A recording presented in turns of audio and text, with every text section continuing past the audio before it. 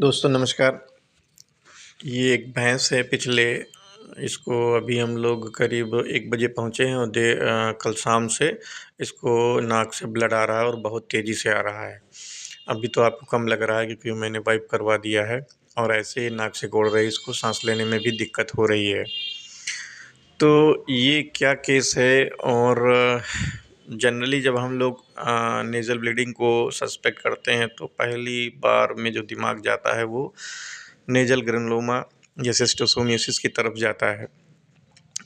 लेकिन यहाँ पर थोड़ा-सा कुछ कन्फ्यूज़न और भी है क्योंकि पहले जिसने ये केस हैंडओवर किया है वो थोड़ा-सा इलाज कर चुके हैं और इसको आराम नहीं मिला है और आज ये ब्लड आने लगा है। तो आज क्या मतलब ये देर रात से आ रहा है ब्लड। तो इसमें हम लोग जनरली जब ब्लड आता है तो एक तो नेज़ल ग्रैनुलोमा बीमारी सस्पेक्ट करते हैं। दूसरा टिक बॉर्न डिजीज़ भी होती हैं जिनमें थैलेरियोसिस है, बेबेसियोसिस है, इनमें सस्पेक्टेड रहता है, इनमें भी आ सकता है अगर सीवियरिटी बढ़ती है। कुछ इन्फेक्शियस बीमारी होती हैं जैसे हमारी एक्यूट एचएस के केस है, एक्यूट एचएस के केस में भी ब्लड आ सकता है। ट्रामा के अगर ट्रामा बन जाए, लोकली पॉलन ग्रेन्स डिपॉज़िट हो जाएँ तो इरिटेशन की वजह से भी वहाँ पे भी ब्लीडिंग हो सकती है। और एक केस और बनता है टॉक्सिसिटी का। टॉक्सिसिटी में भी मेनली ब्रेकन फन पॉइज़निंग तथा स्वीट क्लोवर पॉइज़निंग इनमें से भी ब्लड आ सकता है नोज़ से। तो इसमें देखने के बाद और इसकी पूरी हिस्ट्री लेने के बाद जो टिक बॉर्न डिजीज़ें हैं या इन्फेक्शियस डिजीज़ हैं, इनको रूल आउट कर दिया क्योंकि इनसे रिलेटेड कोई सिम्पटम और मैच नहीं कर रहे हैं। फ़ीवर भी नहीं, फ़ीवर नॉर्मल है, इसका जो टेम्परेचर है नॉर्मल है। टॉक्सिसिटी की कोई हिस्ट्री नहीं है यहाँ पे। तो अब जो सस्पेक्ट हो रहा है वो ट्रामा और नेज़ल ग्रैनुलोमा की तरफ ही हो रहा है। ट्रामा भी सस्पेक्ट, चूँकि अब जहाँ तक हम लोग फील्ड में ऑब्ज़र्व कर सकते हैं उस कंडीशन के अनुसार इसमें ट्रामा ऑब्लिक नेज़ल ग्रैनुलोमा ही सस्पेक्ट कर रहे हैं। डिवर्मिंग भी इसकी पिछली शायद मुझे लग रहा है इन्होंने अभी इतनी बड़ी भैंस हो गई डिवर्मिंग कराई नहीं, ऐसा इनके मुँह से मैंने पहली बार सुना। तो ये हो सकता है, लेकिन यहाँ पर चूँकि ब्लड बहुत तेज़ी से आ रहा है और नेज़ल ग्रैनुलोमा में और भी स्नोरिंग साउंड वगैरह नहीं था सिर्फ़, और ना ही कोई, हम जहाँ तक इसको ऑब्ज़र्व कर सकते थे वहाँ पे नेज़ल ग्रैनुलोमा या कॉलीफ्लावर लाइक कोई स्ट्रक्चर नहीं, स्नोरिंग साउंड नहीं है, सिर्फ ब्लीडिंग ही हो रही है।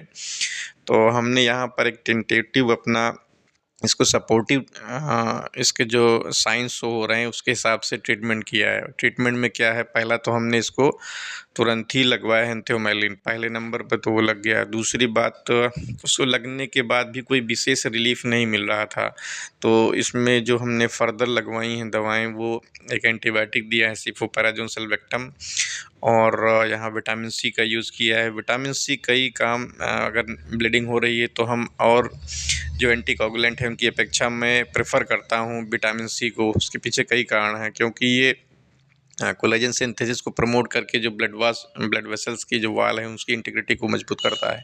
दूसरा, ये प्लेटलेट के प्रॉपर फंक्शन में हेल्प करता है, क्लॉटिंग फैक्टर की ऑक्सीडेशन को भी रोकता है, तो ये बहुत इंपॉर्टेंट हो जाता है दूसरों की अपेक्षा। और यहाँ सेफ़ इसलिए हम लेके चल रहे हैं क्योंकि हमारे पास बहुत सारे एंटीकोगुलेंट अवेलेबल हैं, लेकिन उनमें विटामिन सी हम थोड़ा सा सेफ़ लगता है अगर आपको इस तरह के केस में देना है।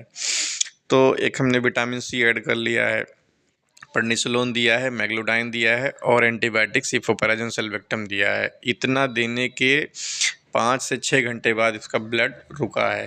हालाँकि ये स्लो हो गया था और देने के, लेकिन धीरे-धीरे करके फिर ये स्लो डाउन होके बंद हो गया।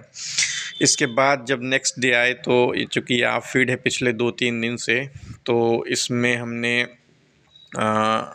ये जो हमने सारे इंजेक्शन बताए हैं तो देने के बाद, और ये जब ब्लड रुक गया है उसके 6-7 घंटे बाद इसने चारा खाया है और चारा शुरुआत किया, जैसे ये जितना खाती थी उसका 50% खाया है। इसके बाद भी इसमें एक दिक्कत ये एक निमोनिया की बनी रही है।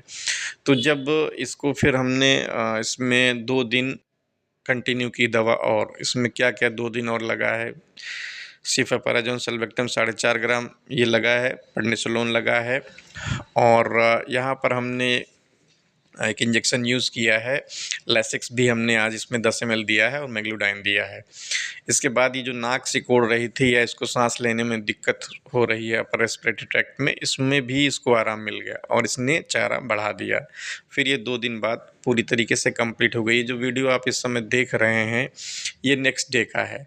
तो जब इसकी ब्लड आना बंद हुआ और इसने 50% चारा उसी दिन उठा लिया था। इसके बाद ये 2 दिन हमने ट्रीटमेंट और दिया है, 2 दिन में पूरा एक कंप्लीट रूप से ठीक हो गई है। तो इस तरह के केस फील्ड में बहुत सारे कॉमन होते हैं, जहाँ पर एंथियोमेलिन देने के बाद तुरंत रिज़ल्ट नहीं मिलता है, तो आपको घबराना नहीं है, उसको सिम्प्टोमेटिक ट्रीटमेंट देना है और अपने पशुओं की डिवर्मिंग आपको रेगुलर करानी चाहिए। यहाँ पर हम लोग प्राज़िक्विंटल का भी यूज़ कर सकते हैं 25 मिलीग्राम पर केजी बॉडी वेट के अनुसार। तो इस तरह से आप अपने पशु को बचा सकते हैं। वीडियो में बने रहने के लिए धन्यवाद। वीडियो थोड़ा इर्रेगुलर हो जा रही, काम बहुत ज़्यादा हम लोग पास रहता है ब्लॉक के हॉस्पिटल पे, फिर भी जब भी समय मिलता है हम लोग वीडियो डालते रहते हैं। थैंक यू, धन्यवाद।